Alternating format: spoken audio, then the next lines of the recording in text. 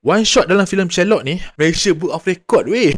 5 minit 5 minit berapa sign aku tak ingat. Aku mind blown. Dalam one shot tu aku faham dalam one shot tu dia ada masukkan dolly. Okay, walaupun dia just editing punya cara, tapi dia masukkan dolly punya skill weh dalam tu. Color, okay, color dia memang maintain, color dia cantik dari first di shot sampai dekat. Lawa mat. Okay, bangunan-bangunan tu dia lalu semua one shot, one take daripada jalan masuk ke bangunan. Wow. Aku kurang sikit sebabkan frame per second dia. Aku nampak tahu jerk dia punya frame dia macam tak cukup. Tapi nak buat macam mana kan, sebab dia one shot. So kau tak boleh nak expect benda tu jadi perfect. Okay, aku faham. Kalau betul perfect, weh, lawa weh. Tapi aku bangga walaupun aku kurang sikit pasal dia punya frame per second, tapi aku bangga sebab Malaysia dapat hasilkan one shot yang macam ni. Sebab kalau tak salah aku ada satu filem yang dia gunakan one shot the whole film. Weh, itu lagi gila weh. One shot the whole film.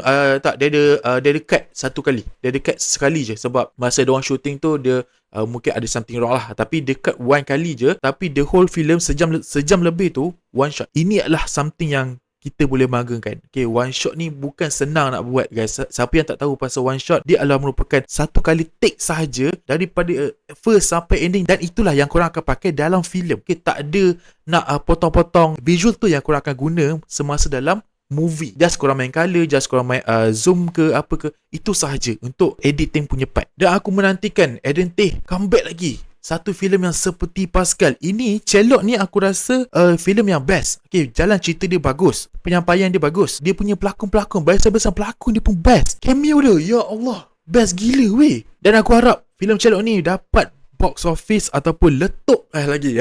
Filem meletup lah juga macam dalam filem dia. So ya, filem dulu baru kamu.